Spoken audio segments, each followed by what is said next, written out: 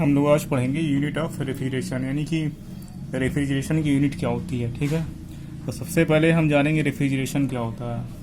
तो रेफ्रिजरेशन होता है is the process of maintaining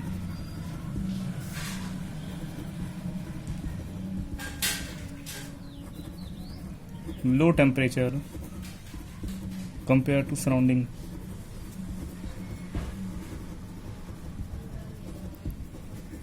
यानी कि रेफ्रिजरेशन हमारा क्या करता है, ये लो टेम्परेचर को मेंटेन करता है सराउंडिंग के रिस्पेक्ट पे। यानी कि सराउंडिंग का टेम्परेचर अगर 25 हो तो उससे कम टेम्परेचर मेंटेन करने का काम करता है रेफ्रिजरेशन।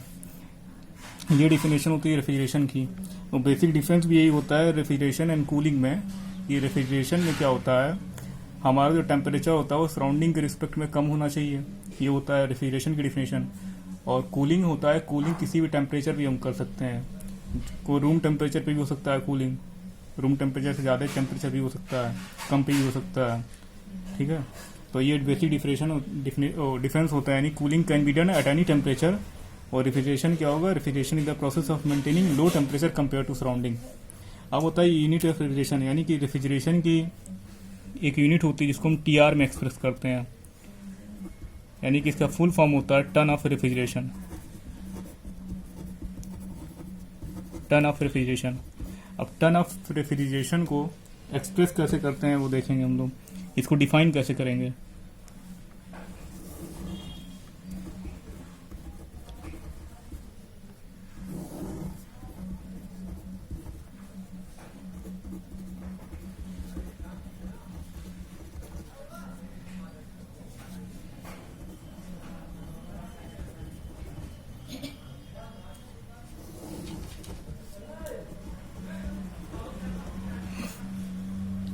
टन ऑफ रेफ्रिजरेशन मतलब ये होता है कि अगर हमारे पास 1 टन यानी कि 1000 kg वाटर है और किस टेम्परेचर पे, 0 डिग्री सेल्सियस टेम्परेचर पे, इसको हमको कन्वर्ट करना है आइस में एट 0 डिग्री सेल्सियस में इन 24 आवर। तो कितनी अमाउंट में हीट हमको सराउंडिंग में रिजेक्ट करनी होगी, यानी कितनी अमाउंट में हीट हमको रिमूव करनी होती है, उसी को हम कहते हैं 1 टन ऑफ रेफ्रिजरेशन।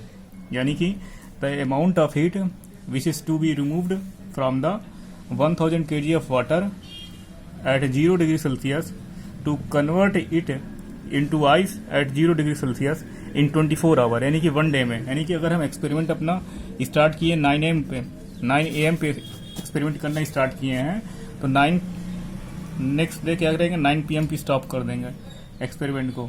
तो यानी कि हमारा 24 आवर में कितनी अमाउंट हीट रिमूव करनी होगी, उसको हम कहते हैं 1 टन ऑफ रेफ्रिजरेशन। और हमारा जो क्वांटिटी होगी वाटर की, ये 1 टन होगी या 1000 kg होगी। और वो हमारा जो वाटर है वो 0 डिग्री सेल्सियस पे है, उसको कन्वर्ट करना है हमको 0 डिग्री सेल्सियस के आइस में इन 24 आवर। तो कितने अमाउंट में हीट हमको रिमूव करनी होती है, उसको हम कहते हैं 1 टन ऑफ रेफ्रिजरेशन। यानी कि the amount of heat which is to be removed from the 1000 kg of water और 1 ton of water at 0 degree Celsius to convert it into ice at 0 degree Celsius in 24 hour is known as 1 ton of refrigeration। और हम देख रहे हैं कि जो water है हमारा यहाँ पे वो 0 डिग्री सेल्सियस पे है, और जो आइस में कन्वर्ट हो रहा वाटर वो भी 0 डिग्री सेल्सियस के आइस पे है। तो दोनों का टेम्परेचर यहाँ पे सेम है, यानी कि 0 डिग्री सेल्सियस वाटर है और 0 डिग्री सेल्सियस आइस है। तो जब टेम्परेचर सेम होता है तो जो हीट एसोसिएटेड होती है, यानी कि जो हीट रिस्पॉन्सिबल होती है इस यहाँ पे टेम्परेचर जहाँ सेम होता है वो लेटेंट हीट होती है। लेटेंट हीट फेस चेंज के लिए रिस्पॉन्सिबल होती है, फेस चेंज कराती है लेटेंट हीट। तो यहाँ पे हमारा जो वाटर है लिक्विड स्टेट में है और जो आइस है वो सॉलिड स्टेट में है, तो यहाँ फेस चेंज हो रहा है। तो जब भी फेस चेंज होता है तो वहाँ लेटेंट हीट आती है। और लेटेंट हीट क्या का फार्मूला क्या होता है, Q = ml। यहाँ पे Q = ml, ms क्या है, मास है, और L जो है लेटेंट हीट है तुम्हारी। तो क्योंकि यहाँ पे हम हीट की बात नहीं करेंगे, यहाँ पर रेट ऑफ हीट ट्रांसफर की बात करेंगे, क्योंकि यहाँ पे हम टाइम का भी वो इंक्लूड कर रहे हैं 24 आवर में। तो ये हम क्या करेंगे, टाइम से डिवाइड करेंगे। और जब भी किसी चीज़ को टाइम से डिवाइड करते हैं तो वो रेट में एक्सप्रेस हो जाती है। यानी कि अगर यूनिट हमारी हीट की अगर किलो जूल है और टाइम से डिवाइड कर देंगे तो किलो जूल पर मिनट में आएगा और किलो जूल पर सेकेंड में आएगा वैल्यूज़ की। तो हमको निकालना है, कैलकुलेट करना है कितनी हीट रिमूव करनी होगी हमको वाटर को आइस में कन्वर्ट करने के लिए इन 24 आवर में। और कितनी क्वांटिटी है हमारी वाटर की, 1000 kg है। तो हम हीट ट्रांसफ़र रेट निकालेंगे, इसी को हम 1 TR कहते हैं, 1 टन ऑफ रेफ्रिजरेशन। तो 1 TR निकालेंगे हम। तो पहले मास कितना है, क्वांटिटी 1 टन यानी कि 1000 kg है, इनटू लेटेंट हीट हमारी होती है, लेटेंट हीट ऑफ फ्यूजन होती है वाटर की 334 होती है, 334 किलो जूल पर kg। और अपान क्या करेंगे, 24 आवर है यहाँ पे, तो इसको अगर हम मिनट में कन्वर्ट करेंगे तो 60 से डिवाइड करना पड़ेगा, तो सेकंड में कन्वर्ट हो जाए, मिनट में कन्वर्ट होगा। फिर 60 से और मल्टीप्लाई करेंगे तो सेकंड में कन्वर्ट हो जाएगा। ठीक, तो इसको जब कैलकुलेट करते हैं हम, तो कैलकुलेट करने की वैल्यू आएगी आपकी 1000 into 334 into divide by 24 into 3600, तो आती है 3.865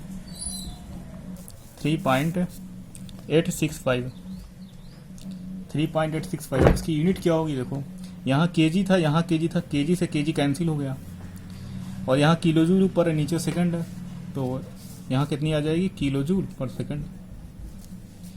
किलो जूल पर सेकंड को ही हम बोलते हैं किलोवाट। 3.865 किलोवाट, क्योंकि जूल पर सेकंड क्या हो, यूनिट होती है कि वाट होती है, तो इसको किलोवाट कहेंगे। यानी कि जो 1 TR यानी कि जो हम 1 TR को डिफाइन किए थे, तो 1 TR की वैल्यू आई 3.865 किलोवाट। ठीक है, हमारी ये एग्जैक्ट वैल्यू 1 TR की 3.865 नहीं होती है, ये गलत है हमारा। क्या होता है, जैसे टन जो होता है, एक अमेरिकन टन होता है और एक ब्रिटिश टन होता है। तो ब्रिटिश टन में क्या होता है, जैसे 1 ब्रिटिश टन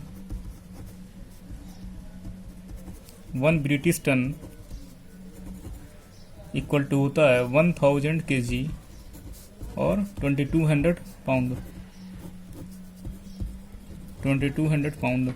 यानी कि 1 ब्रिटिश टन की वैल्यू होती है 1000 kg या 2200 पाउंड। और 1 अमेरिकन टन होता है, 1 अमेरिकन टन की वैल्यू होती है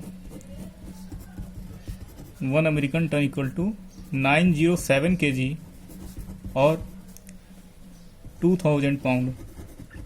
यानी कि ब्रिटिश में क्या होता है, 1 टन की वैल्यू होती है 1000 kg और अमेरिकन टन की वैल्यू होती है 907 kg या और 2000 पाउंड।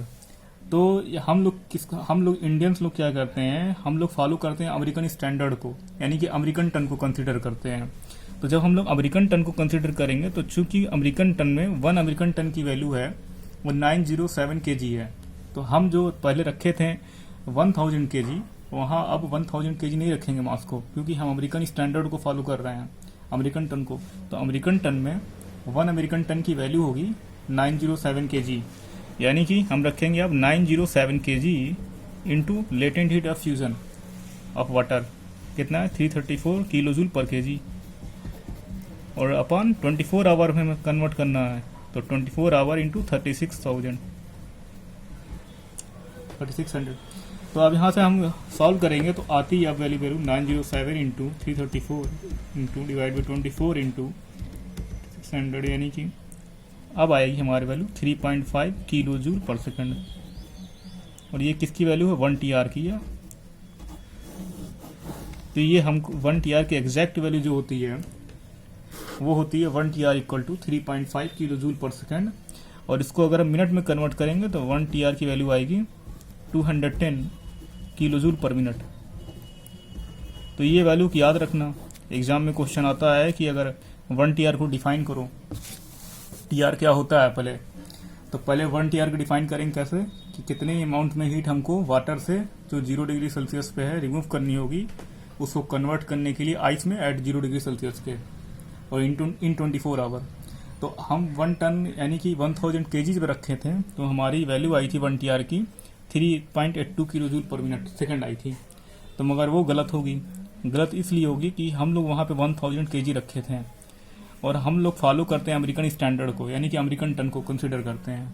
तो जब अमेरिकन टन को कंसिडर करेंगे, तो चूंकि अमेरिकन टन में 1 अमेरिकन टन की वैल्यू होती है 907 kg और 2000 पाउंड, ब्रिटिश टन में होती है 1000 kg और 2200 पाउंड। तो यहाँ पे हम जब रेट ऑफ हीट ट्रांसफर निकालेंगे यानी कि 1 TR की वैल्यू कैलकुलेट करेंगे, तो जहाँ टन रखे थे वहाँ टन की जगह पे हम यहाँ पुट करेंगे 907 kg into latent heat of water. Latent heat of fusion of water कितना 334 है, अपॉन 24 आवर में कन्वर्ट करें तो इसको हम सेकंड में कन्वर्ट करेंगे, 3600 से मल्टीप्लाई करना पड़ेगा। तो इसकी 1 TR की वैल्यू याद कर लेना कितनी होती है, 3.5 किलो जूल पर सेकेंड और 3.5 किलोवाट। इसको जब हम मिनट में कन्वर्ट करेंगे तो 1 TR की वैल्यू आएगी 210 किलो जूल पर मिनट। ठीक, एग्जाम में अगर क्वेश्चन आता है कि रेफ्रिजरेशन इफेक्ट की वैल्यू दिया है 2 TR यानी कि 2 TR दिया है, जिसको हम पहले कन्वर्ट करेंगे किलो जूल पर सेकंड में या किलो जूल पर मिनट में। यूनिट कैसी दी हुई है देखेंगे, उसके अकॉर्डिंग कन्वर्ट करेंगे। तो हमको TR को कन्वर्ट करने के लिए हम जानते हैं TR को कन्वर्ट करेंगे किलो जूल पर सेकंड में या किलो जूल पर मिनट में, तो 1 TR की वैल्यू होती है 3.5 और 210 किलो जूल पर मिनट। तो चूंकि यहाँ TR है 2 TR, तो इसको किलो जूल पर सेकंड में कन्वर्ट करेंगे तो 3.5 से मल्टीप्लाई करेंगे हम किलो जूल पर सेकंड में, क्योंकि 1 TR की वैल्यू होती है 3.5। तो इसको कन्वर्ट करेंगे तो 35 से मल्टीप्लाई करेंगे तो आएगा 7.0 किलो जूल पर सेकंड और किलोवाट। यानी कि रेफ्रिजरेशन इफेक्ट हमारा आया 7 किलोवाट और 7 किलो जूल पर सेकंड। और रेफ्रिजरेशन इफेक्ट क्या होता है, रेफ्रिजरेशन इफेक्ट बताता है हमको कितने अमाउंट में हीट रिमूव करनी होगी स्टोरेज के टेम्परेचर को मेंटेन करने के लिए। The amount of heat which is to be remove from the storage space in order to produce lower temperature. यानी कि मान लो तुम्हारे पास कोई स्टोरेज स्पेस है, तो क्या होता है, जैसे कोई सामान तुम रखे हो फ्रिज के अंदर, फूड वगैरह है, वेजिटेबल्स है, सॉफ्ट ड्रिंक है, तो इसको हमको ठंडा किसी सर्टेन टेम्परेचर मेंटेन करके रखना है। तो हमको इस टेम्परेचर को तभी मेंटेन कर पाएंगे जब इससे हम हीट को रिमूव करेंगे सराउंडिंग में या बाहर रिमूव करेंगे। तो इसी को हम बोलते हैं रेफ्रिजरेशन इफेक्ट या रेफ्रिजरेशन इफेक्ट। यानी कितने अमाउंट में हीट हमको रिमूव करनी होगी स्टोरेज स्पेस से कि हमारा जो स्टोरेज टेम्परेचर है वो अपना लो टेम्परेचर पे ही मेंटेन रहा है। तो इस रेफ्रिजरेशन इफेक्ट की वैल्यू 2 TR दिया है या 3 TR दिया है, तो हम इजीली कैलकुलेट कर सकते हैं, कन्वर्ट कर सकते हैं उसको किलोवाट में। ठीक है, तो हम लोग क्या देखें शुरू से, यानी कि पहले यूनिट ऑफ रेफ्रिजरेशन देखें। रेफ्रिजरेशन होता है is the process of maintaining low temperature compare to surrounding, यानी कि सराउंडिंग के रिस्पेक्ट में टेम्परेचर कम मेंटेन करता है। और फिर कैसे कैलकुलेट किया ये TR वगैरह सब बता ही दिया। तो यूनिट ऑफ रेफ्रिजरेशन हो गई तुम्हारी TR का फुल फॉर्म हो गया टन ऑफ रेफ्रिजरेशन। और एक चीज़ और देख रहे होगे कि हम जब यहाँ पे जब ब्रिटिश टन लिखे थे तो TONNE लिखे थे, TONNE लिखे थे, क्योंकि वहाँ पे 1000 kg ले रहे थे हम लोग। और जब हम अमेरिकन टन लिखें तो TON केवल लिखें। तो हम यहाँ पे भी जब हम टन ऑफ रेफ्रिजरेशन लिखेंगे, यानी कि जब हम TR को डिफाइन करेंगे तो TR का फुल फॉर्म लिखेंगे टन ऑफ रेफ्रिजरेशन लिखेंगे हम। तो चूंकि यहाँ पे TONNE नहीं लिखे, टन लिखे, टन इसलिए लिखे क्योंकि हम लोग अमेरिकन स्टैंडर्ड को फॉलो कर रहे हैं। और अमेरिकन स्टैंडर्ड में 1 अमेरिकन टन की वैल्यू होती है 907 kg। ठीक है, वीडियो क्लोज करते हैं। तो